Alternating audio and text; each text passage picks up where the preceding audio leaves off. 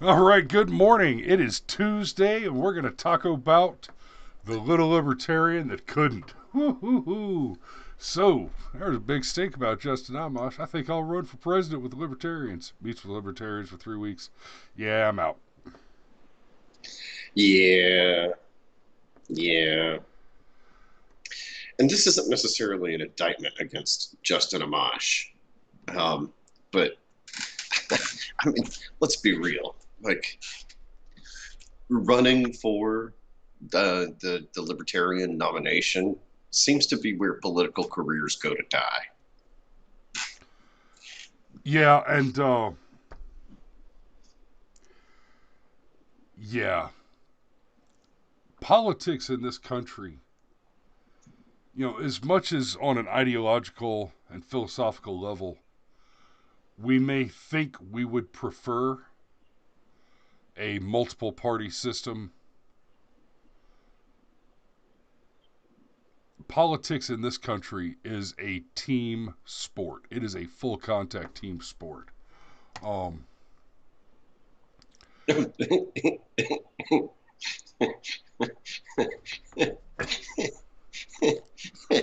Whoops. Boy, so this here's aged like fine wine, didn't it? yeah, here's an article from Think, uh, from NBC News, MSNPC News. Think opinion, yeah, opinion analysis essays. God, y'all missed this one. Um, we knew before we knew um, as soon as Amash said he was going to do something, that no, Donald Trump's going to be the next president. Like, now, in fairness, that was before all the coronavirus stuff came around, and the U.S. government went out of its way to sabotage itself. But I still think that Donald has a pretty good shot at beating Joe Biden. To be clear, I don't think Biden will actually be the nominee. I still think Donald Trump is going to beat whoever they put up, because basically, if there is a solid Democrat candidate that could win under normal circumstances right now, that person is an unknown. And so if somehow the Democrats find that person that could have won had they run a campaign up to now, they haven't run a campaign. Nobody knows who they are, and you're just not going to have the excitement about them. There may be some bizarre extra dark horse out there that they find and pull up, but what they're going to do is they're going to go with a Cuomo or a Bloomberg, and they're going to get trounced. Rod's in the comments. He says Hillary. No, no. Like, I get it. That's funny. But realistically, she's already had two bites at the apple, and she couldn't seal the deal. She Yeah, literally got beat by two political neophytes in a row. No. Sorry. yeah. And if she couldn't swing it then, she's got no chance now. Um, okay. Have you seen the thing about the truthoverfacts.com? Uh, no. Okay. But he doesn't know about either.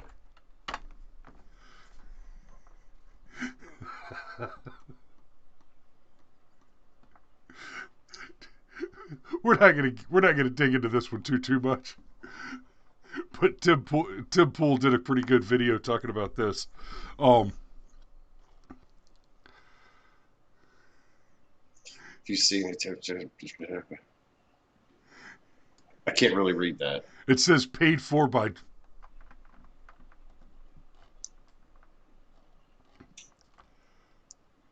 Just read it. Paid for by Donald Trump for president. Okay, now that's funny. We got a little mockumentary going on there, and here's the best part: a bunch of lefty pundits and journos got their panties in a twist over it. And they didn't get the joke. Apparently, they forgot about Joe Biden saying, we're here, we stand for truth over facts. Like, wait a minute, Joe. What? Didn't AOC say something really similar to Anderson Cooper? That there's higher truth than What facts? AOC said was it's more important to be morally correct than factually accurate. Yeah, that sounds like And a wow, commie. that good God. That sounds like a cultist. Yeah, whatever you say, Mal. Yeah. So Trump, Biden, how about neither? Why Justin Amash's 2020 presidential bid is so valuable. Um, yeah, you might have missed that one there, Evan. And we're not going to go through this whole article, but I do want to I do want to touch on the top of it here. Believe it or not, some Americans are not excited about choosing between two septuagenarian supporters of $1 trillion deficits and rabid partisan politics this November. To say that Donald Trump is a supporter of rabid partisan politics, and a supporter of $1 trillion deficits is just not a legitimate claim. Now, I'm not thrilled about the deficit spending that has occurred since Trump took office, but and I'm about to do something that I hate it when other people do it, and I hate to do it myself. Um, and that is blaming the last guy. But the fact of the matter is, under Barack Obama, the national debt more than doubled, almost tripled. We went from just under $9 trillion in debt, having been amassed by all prior presidents over the history of the United States, to in under 8 years, because we cracked 20 before Obama left, to nearly 21, and now we're looking at 22 trillion. Um, that's a near trebling of the national debt under Barack Obama. And we never saw $1 trillion annual deficits until Obama put us in a position where the the uh, the service on the interest of our national debt is half of our annual uh, revenue, and that's, I mean, I find it obnoxious when you blame the last guy, but Obama really was terrible. Well, and let's not forget that for the first 2 years of Trump's presidency, this was the Paul Ryan Congress.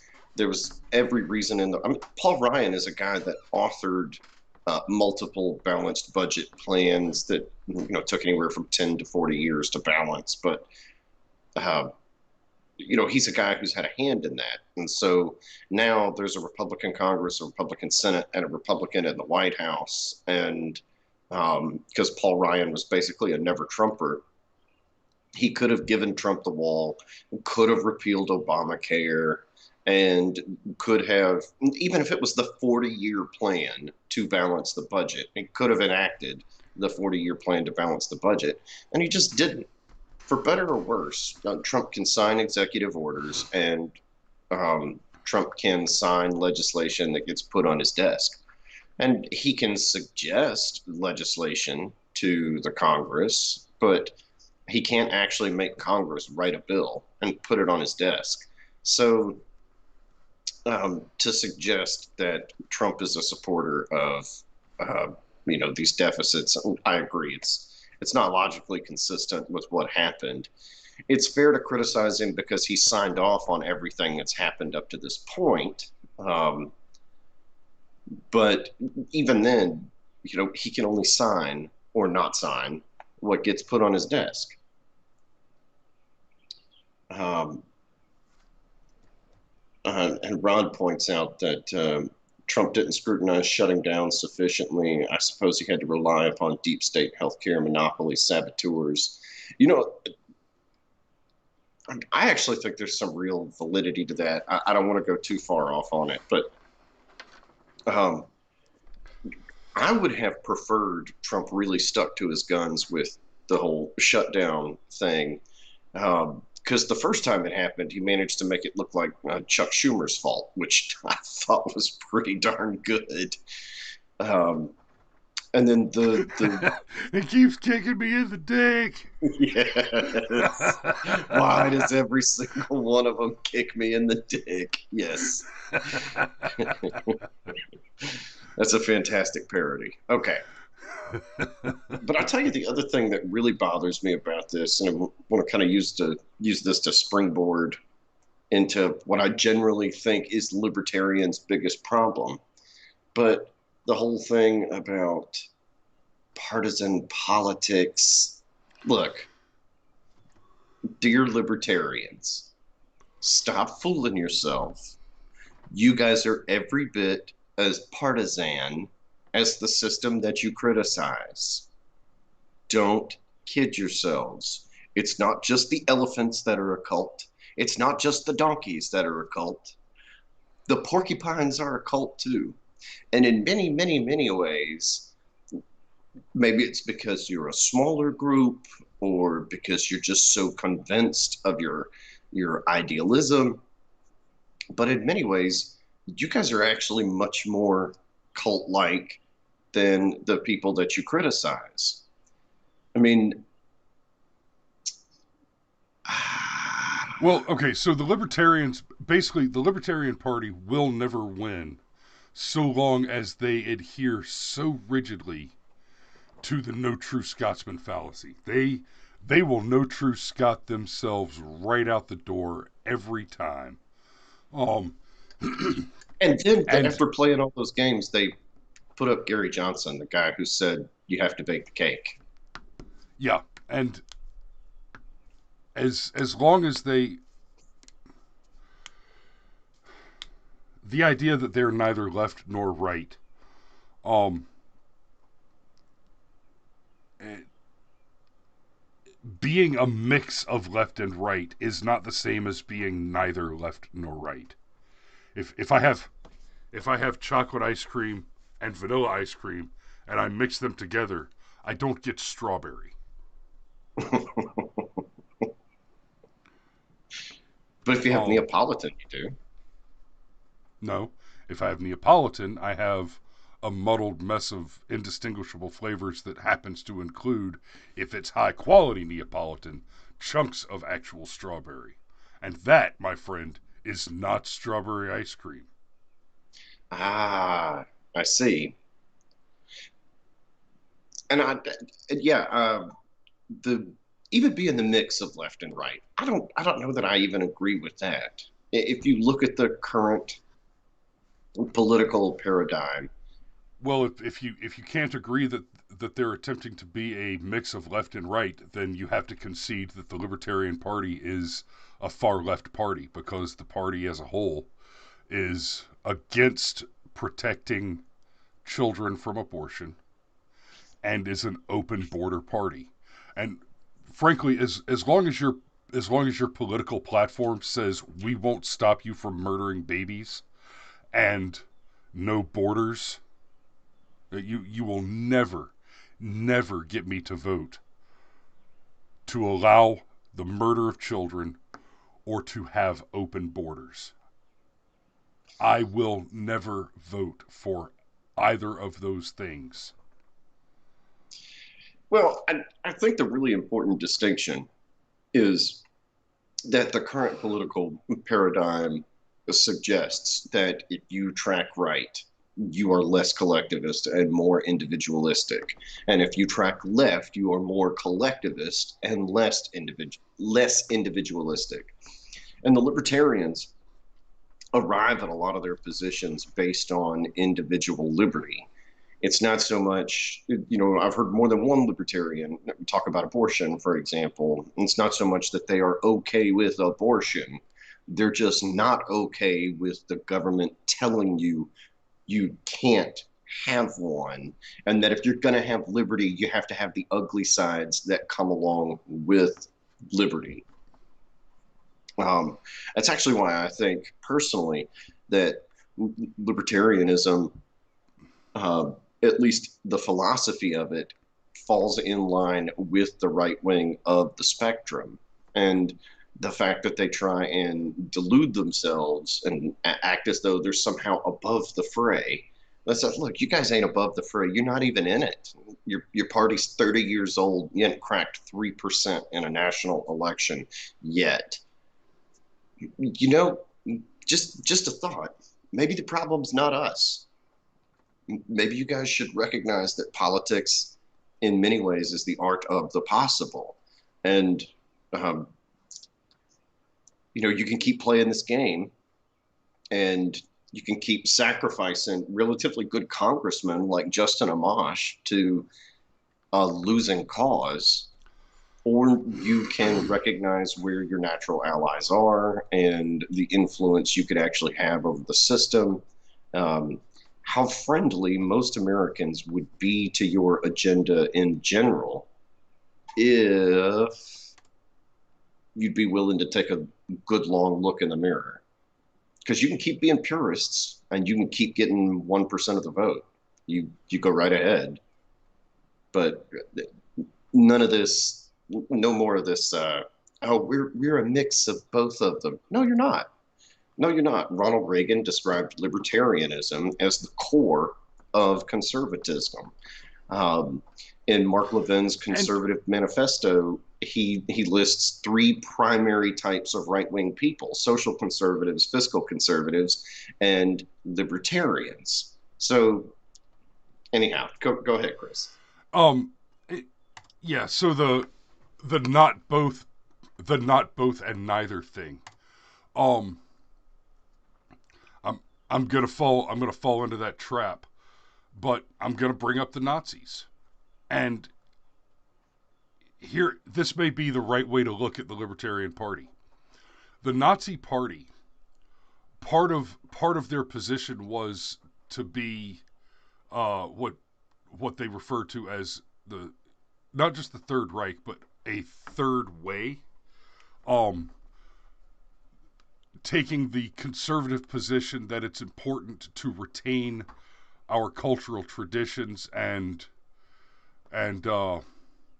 kind of historical traditions, but at the same time embracing progressive policy positions, which which at the time the big pushes for progressive policy positions were things like socialized medicine, a very large welfare state, and eugenics.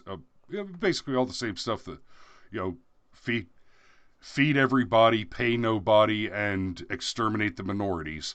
Basically the prime movers for the Democrat Party. Um, the Libertarian Party, in trying to be neither, seems to be almost the reverse of the Nazi position. It's like, okay, we're gonna take we're gonna take the policy positions of the right and take the moral and social positions of the left. So they're basically like a mirror of the Nazis. They're the and and this is something, it just occurred to me to think of them this way. And I think it's interesting looking at it that way. Both the Nazis and both the Nazi blending of part of either and the libertarian blending of essentially the opposite of either, neither's good. Neither gives you a good. I mean, if you put the chocolate in the left side of the bowl and the vanilla in the left side of the bowl, and mix them together, and then you flip them and do the chocolate on the other side and the vanilla on the other side in the other bowl, and you mix them together, and then you hand them to me and you say, these are both better than either one separately, but they're better different. No, they're not better different. They're both gross failures, and I I want my chocolate ice cream. I, Rod says in the comments that they don't believe in having laws and it can't work.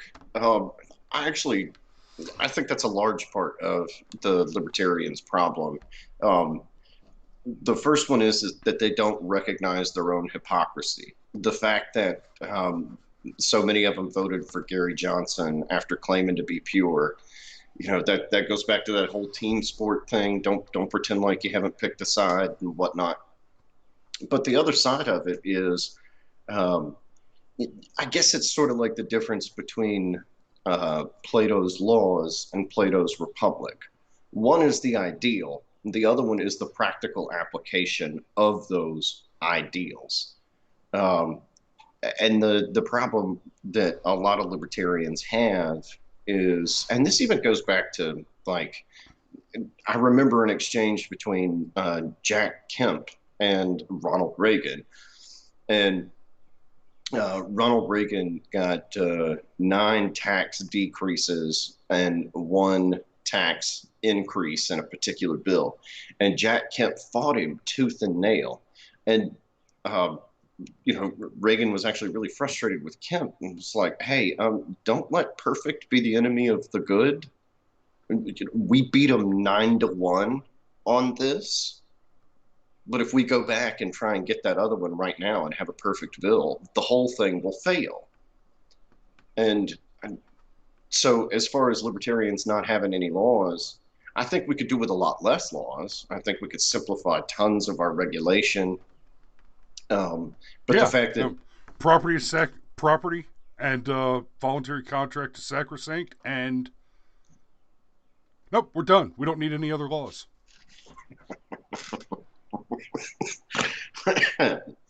excuse me, but we could do with a lot less. But at some point in time, there has to be a practical bridge to get from point A to point B. And that's one of the things that libertarians fail to recognize, and why they're, I don't even know who they're going to run, but they're only going to get 1% of the vote. And the day will come when there will be a naked socialist on the Democrat ticket, and there will be a Republican that people are not thrilled with. And that will be the day that the libertarian spoils the election. And God, I know you guys hate this throw away your vote thing, but if the side you pick has zero chance of winning, well, what if everybody who said that would vote libertarian? Then okay, you're not going to peel off the Democrats. You're only going to peel off the Republicans, because it's going to come down to those left-wing positions that libertarians arrive at through the lens of individual liberty. The left is not really about civil liberties. The left has become a party that is all about the government telling you what those civil liberties are, not the fact that you're inherently born with those civil liberties.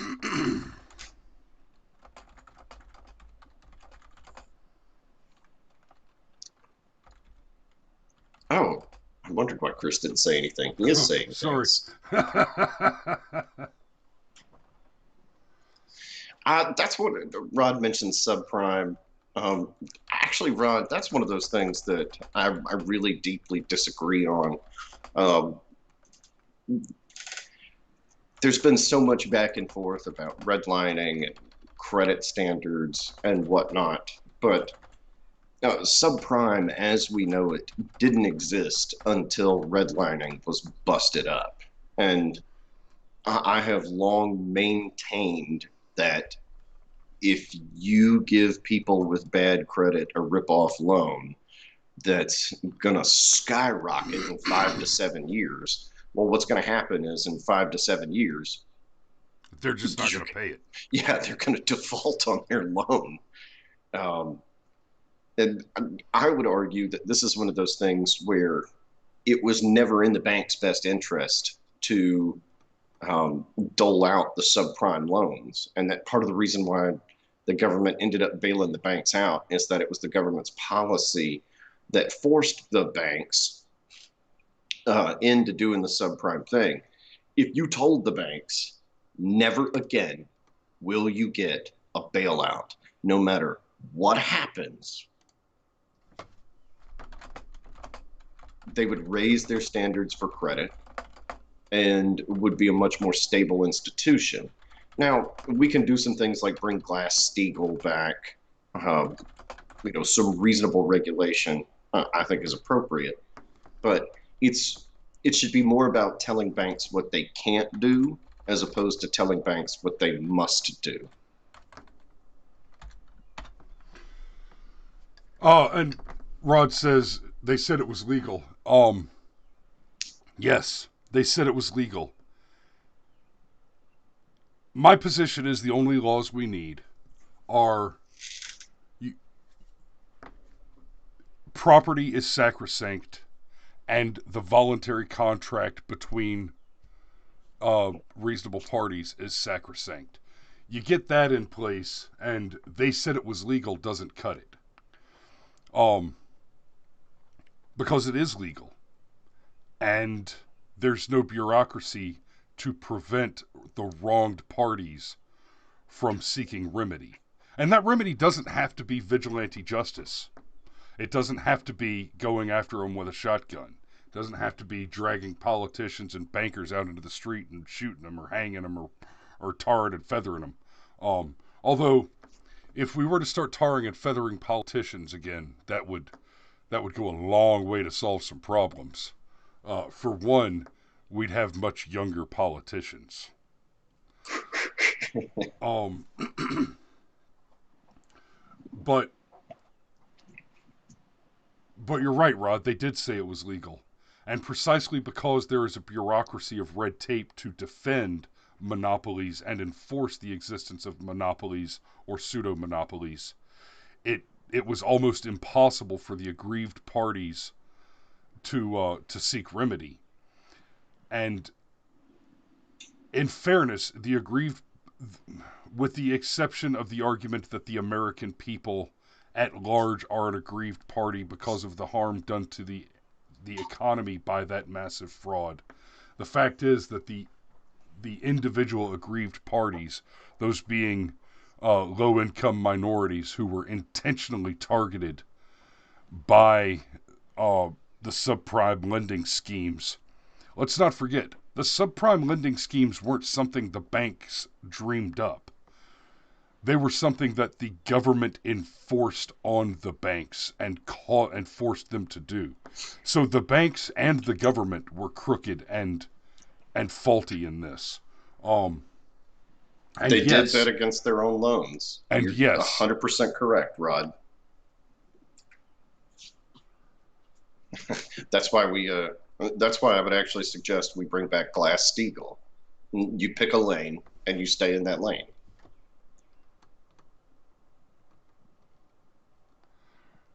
yeah, COVID death certificates say that is legal. Medicare fraud, 39K. Um, we're drifting pretty far away from the libertarian thing. Damn it, Rod. We're trying to go Anyway, a whole day without talking about either Arbery or COVID. And now we've gone nearly a half hour, and just popped both. You've got to get going though, don't you? I do. I have to swing by the office this morning. Okay. So yeah, the long and the short of it is, Justin Amash has dropped out. He gave it up, and nobody's surprised. Well, he never had a chance. No, not at all. And if there are any libertarians that catch this and it stings a bit, it's done with love. Honestly, I consider you guys allies in a way that I guarantee you the left does not. And let me say this about that as well.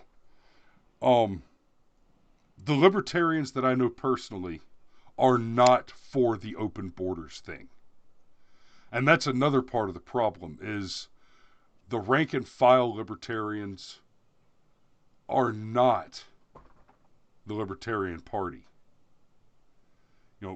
Republicans broadly like what the Republicans stand for in their platform.